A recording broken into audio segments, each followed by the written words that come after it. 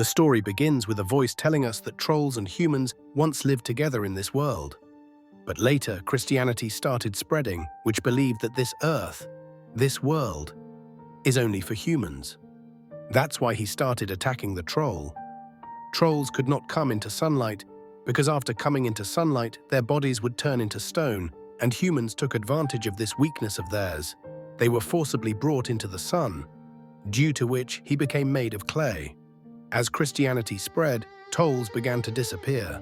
They even started getting scared of the church bell, and humans took advantage of this weakness of theirs. Actually, this voice is of Nora's dad, who is telling a story to Nora. After telling the story, he tells Nora that what happened to the trolls was very wrong.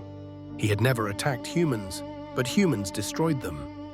Nora tells her dad that, "Dad, if there is any troll in this world, I will definitely help him."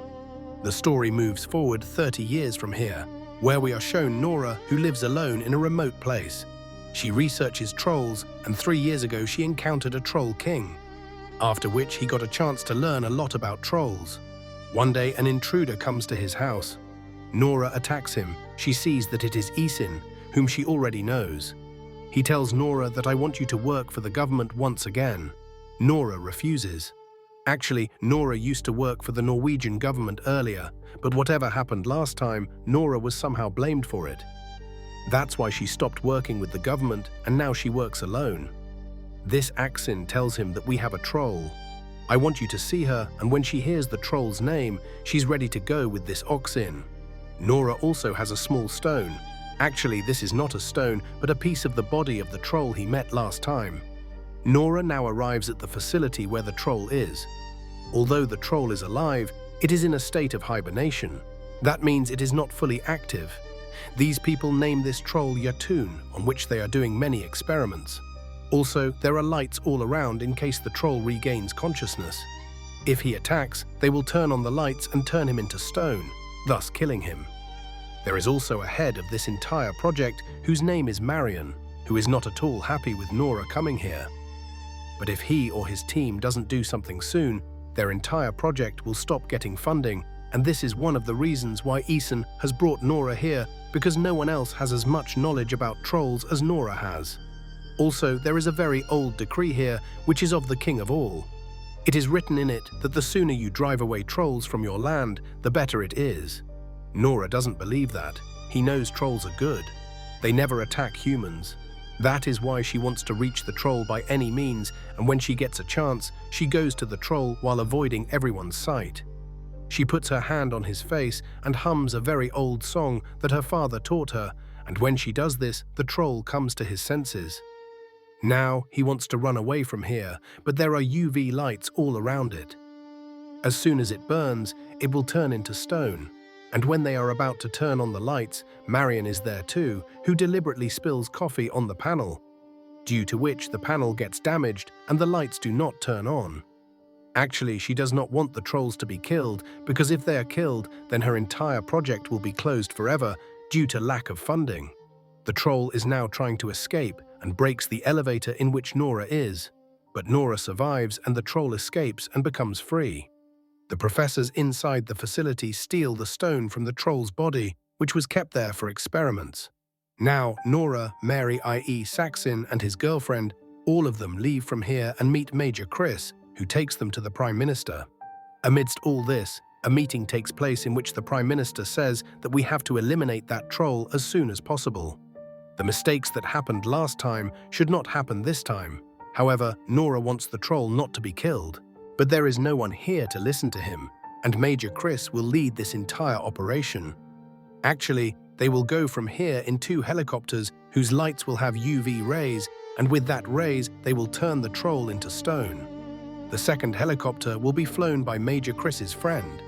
Here, Nora, Isaacson, and Marion tell Major Chris that all 3 of us also want to come with you. However, Major Chris does not want to do this, but he is attracted to Marion. That is why he agrees to what these 3 say. And now these 3 also leave from here in Major Chris's helicopter. On the other hand, we are shown the troll who reaches its resort, where a lot of people are partying. The troll attacks them, he kills many civilians. And then Major Chris and his friend arrive here with a helicopter. He shines the helicopter's UV light on the troll, due to which his body starts turning into stone, but the next moment he regains his composure, uproots a pole and attacks a helicopter, due to which the helicopter crashes, in which Major Chris's friend is killed, and now the troll roars and leaves from here. Major Chris is deeply saddened by the death of his friend, because last time Nora's father was also killed in front of him. Nora says that trolls are not so aggressive. This troll is very aggressive. We have to talk to them. Humans cannot talk to trolls, but I know someone who can talk to trolls on our behalf. After this, Nora brings them all to a very old underground place where she places the stone, which is the body of the troll, in front of her, and as soon as she makes a sound from the troll's stone, a troll comes there. Actually, he is the son of the Troll King. Nora hums the same song to him that she had hummed with her hand on the face of the Jotun troll, after which he came out of hibernation. Actually, Nora is able to communicate with this. Nora has named it Beautiful, which never attacks any human being, and seeing this, Major Chris also calms down. And now Nora explains to Beautiful how a troll is attacking humans. He is moving towards a special place. You can talk to him and convince him not to attack humans. Beautiful agrees to accompany him. We are then shown the Jotun troll, who proceeds to destroy an old couple's house and is now confronted by Nora and her team. Nora fires a flare gun to attract his attention, and when the Jotun troll sees her, Beautiful appears before him, trying to reason with the Jotun troll in her own language. But it seems as if he does not want to listen to anything she says. This angers the Beautiful troll. He stomps his foot on the ice, causing it to crack. Nora somehow saves her life and runs away from there. Nora and her team have boarded the helicopter. Also, the Jotun troll attacks the Beautiful troll, due to which the ice below breaks even more, in which the Beautiful troll falls. Nora is watching from the helicopter, but she can't help him even if she wants to, because she has no way to help him. Nora feels very sad, but now all of them have to leave from here due to compulsion. On the map, they now trace the route Jotun the troll is taking and learn that in ancient times, pilgrims used to travel this route to Trøndenhus, the capital of King Olaf. Everyone used to gather there, used to perform religious rituals. He also used to plan how to eliminate trolls. Those things are still on the mind of the Jotun troll. That's why Trønden is going to him to take revenge by killing the people there. Now they all reach Trøndenhus, where they meet a writer who wrote the book about King Olaf's hidden tome. Nora has read this book. That's why she asks the writer, "Do you know where King Olaf's tome is?" She tells him she's inside the cathedral. Many people tried to find it, but till date, no one has been able to find that tome. There is a lot of information about trolls in it. All of them reach inside the cathedral, where there are many paths. There is a church sign on one path, and when you go inside, there is a chamber. The writer tells us that we have come here many times before, but we did not find anything here. There is a painting of King Olaf here, which Æson touches, and then a piece of it falls down. He feels broken by her, but the writer observes that the piece has fallen from a particular place. After this, she goes near that painting and takes out 3 pieces from there. Actually, during the war, King Olaf was seriously injured, and 3 parts of his body were attacked. These pieces have come out from those parts, and now he puts a stick kept there inside that hole and rotates it, due to which a secret door opens. And when they go inside, it is the same tub for which all of them have come here. Till date, no one has been able to find this tub. Inside it is the grave of King Olaf, and when the lid of this grave is opened, even today, the body of King Olaf is inside it, in which a special kind of material was used, due to which he remains the same till today. He also has a sword in his hand, which has no rust on it. Major Chris says that this sword may or may not be made of silver. That's why there was no rust of any kind on it. But the thing to think about is, why was the silver sword made? Silver is a soft metal that is not used to make weapons. Nora finds a piece of a decree inside the grave, which is the other part of the same piece, which she had found in the facility on which King Olaf had written that the sooner the trolls are driven out of their land, the better, and now they combine both the pieces and read it. And when they read it, they come to know that King Olaf did not want to drive the trolls out of his land, but he wanted to give them another land, which was Trondheim. But before he could do so, he was attacked. There was a war in which King Olaf was killed, and now Jotun Troll is about to arrive here to take revenge for the same. But they do not understand how they will face him because no weapon has any effect on him. And then Nora soaks her silver knife in the holy water kept there and cuts the piece of King Troll's body which she has. And it cuts just like a piece of cheese. He realizes that there is only one way to kill the trolls, and that is to attack the trolls with silver weapons dipped in holy water. And this was one reason why trolls were always afraid of holy water. All of this as they prepare to face the Jotun Troll. They collect a lot of holy water with the help of people around. Bombs are fitted around it.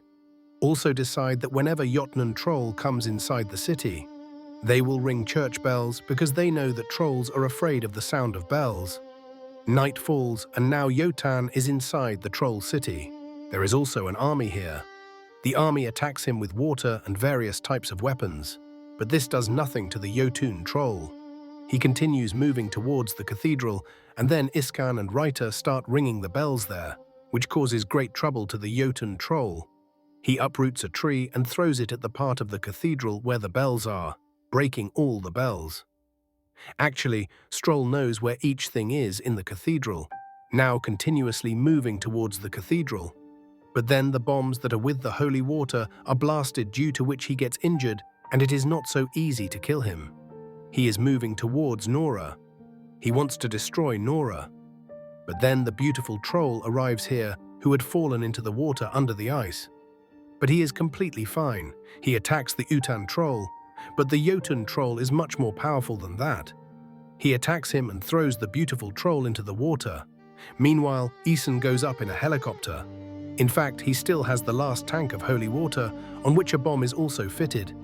He believes that if holy water is poured into the mouth of a Jotun Troll and blasted, it will reach its heart, due to which he will be destroyed. But the bomb fitted in it cannot be blasted from a distance because its system has malfunctioned. It will have to be blasted manually. That's why Saxon decides to go inside the troll's mouth and detonate the bomb. But before doing so, he calls his girlfriend. Actually, his girlfriend is pregnant. He tells his girlfriend to definitely tell the story of my bravery to our child. Nora and Marion distract the Jotun Troll from below, and at that very moment, the helicopter reaches above him. After which, Saxon takes the bomb and goes inside his mouth and blasts it inside.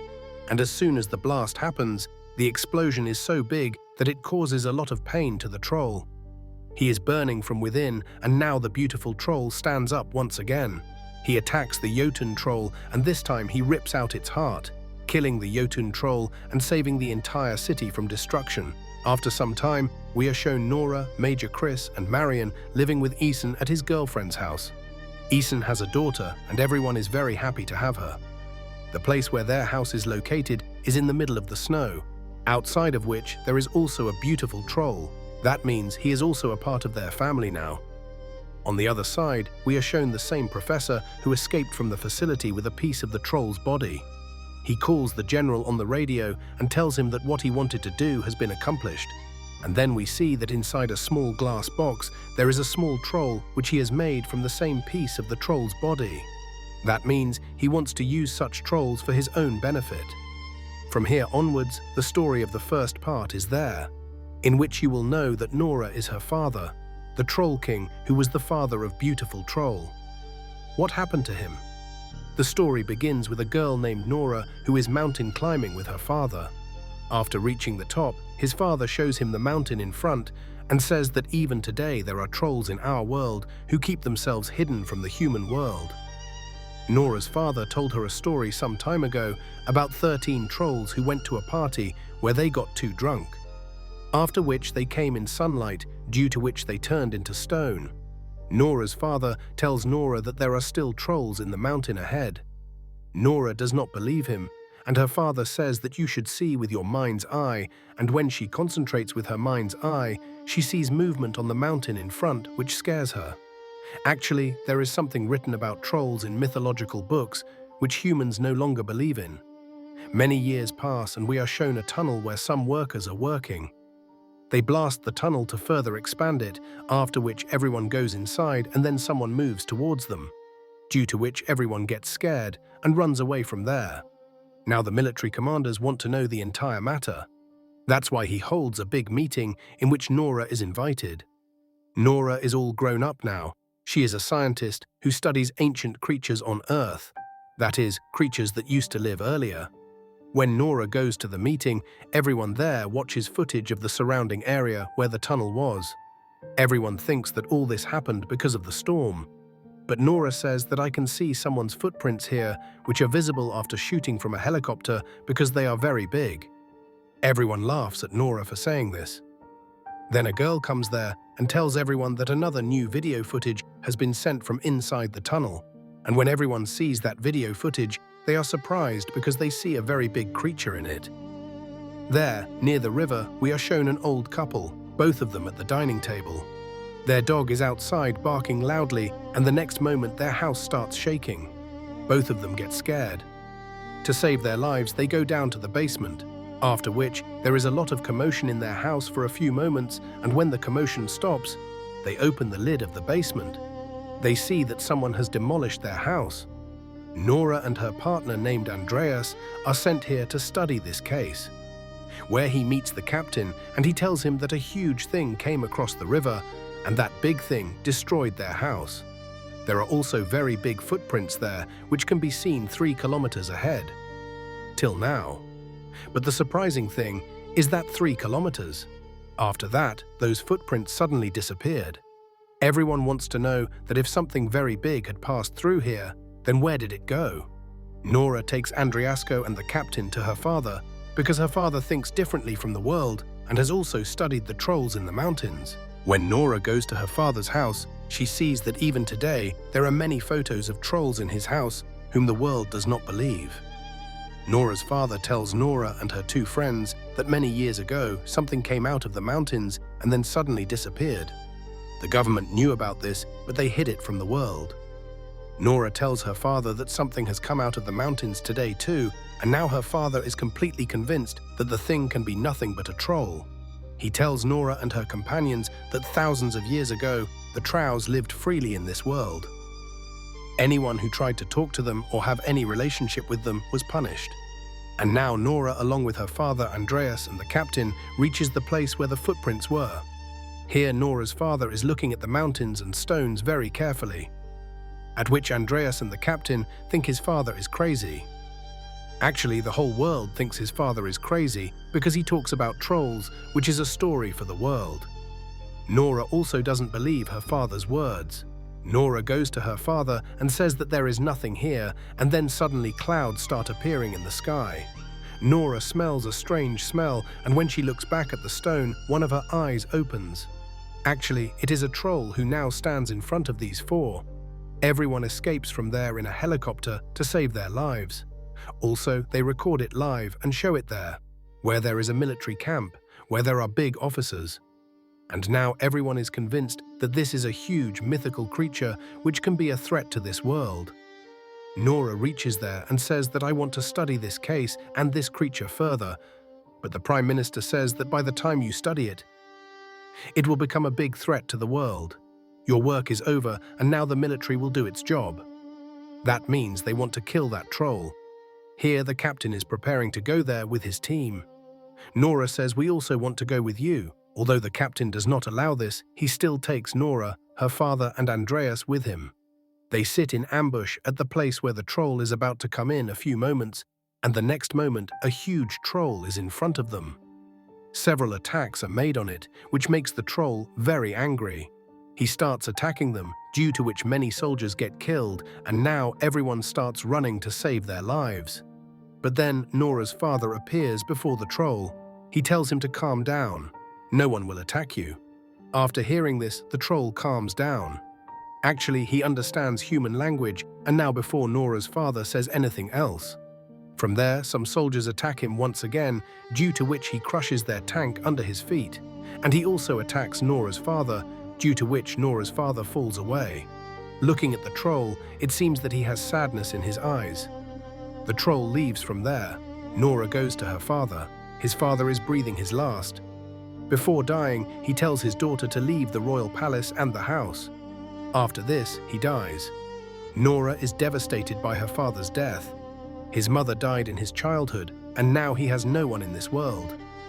Her father has a lot of notes on trolls, and when Nora studies them, she discovers that trolls don't like church bells at all. That's why he used to attack the church first. Nora now talks to the commander and says, "We don't need to bomb that troll. I have another idea with which we can control him." Nora is given the opportunity, and then she installs church bells on helicopters. So the helicopters are rotated around the troll.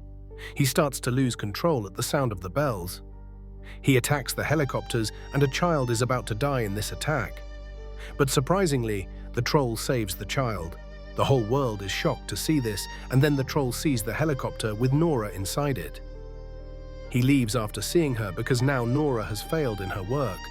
That is why he is removed from this project and mission, and it is decided that big missiles will be thrown on that troll, due to which the entire city is evacuated. Nora doesn't know what to do. Then he remembers his father's last words in which he said royal palace. She understands that the troll will definitely go there. That is why she reaches the king's palace with her friend Andreas, where she meets the king's chief minister. She explains that the troll might attack here, and if he does, there must be a good reason for it.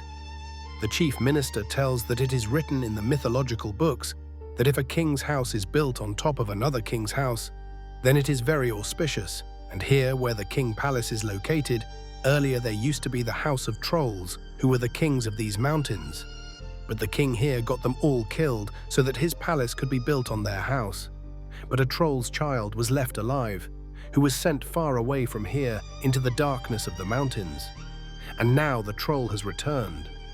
Perhaps this is the same child who has woken up from sleep after 100 years and now wants to return to his home. After this, the chief minister takes them all to a secret place where there are huge skeletons, and these belong to the same trolls who were killed 100 years ago. This means that the royal family knew the truth about these trolls, but his truth was always kept hidden from the world. Now Nora shines a UV torch on a bone on a skeleton here, and that part turns into stone. He remembers a childhood story his father told him about 13 trolls who were exposed to sunlight and then turned to stone. Now he knows how to defeat the troll, so she calls the captain and tells him, "I've figured out how we can defeat the troll. We have to arrange a very large UV light system.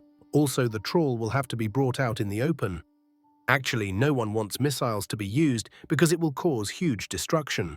Nora and her companions tie a troll skeleton to a cart to attract the trolls, due to which the troll gets attracted and starts chasing their car. But when she stops her car, the skeleton falls down, which the troll picks up, and seeing it, he becomes very emotional because the troll has no one left in this world, and then the skeleton falls from his hand and it gets shattered. The troll is now angry. He starts following Nora's car. Nora also drives the car fast to save her life. Now the moment has come when the troll has to be attacked with a missile. Nora's friend Andreas is in the same department from where the missiles are to be launched, and he tells his friend that you have to hack the entire system and jam it. Her friend does the same, and when the missile's button is pressed, it does not activate. And Nora is shown fleeing from the troll in a sleigh with Andreas. But now they have reached the place where the captain is waiting for the troll with UV light machines in many vehicles. The troll attacks their car, but Nora and Andreas escape by jumping out of the car. Meanwhile, the military officers come to know that Andreas's friend is here, who has hacked the system. He turns on the system once again and releases the missiles. But when the commander realizes that there are many soldiers around the troll, he stops them once again. Meanwhile, Nora, along with Captain Andreas and all her soldiers, uses the machine that emits UV lights, i.e. ultraviolet rays. Start throwing those rages at him, which causes the troll to start turning into stone. He is in a lot of pain. He screams in fear, and then Nora realizes that everything that is happening to the troll is wrong. The same nature that created humans created these trolls. The Trows were exterminated by humans, whereas he was never a threat to humans. That's why she turns off the machines that are emitting UV lights and stands in front of the troll. She shouts at him and tells him to go away from here. Get lost in the darkness once again. Otherwise, humans will kill you. Dole understands what he is saying, but before he can do so, the sun begins to rise. due to which its rays, which are ultraviolet rays and are very harmful for them, fall on it. The troll turns into stone and falls down on the spot, thus destroying the troll. The Prime Minister comes to Nora and says that all the stories your father told were true. But here Nora and her companion Andreas are deeply saddened by the death of the troll. Although Andreas always worked for the government, he now leaves his job because he wants to become a writer and leaves with Nora. He asks Nora if there could be more trolls like this in this world. She says that we can find such trolls in the hills of Norway, and after this, both of them set out towards the hills of Norway. With this, the story of this film, named Trolls, ends here. We hope you liked this story.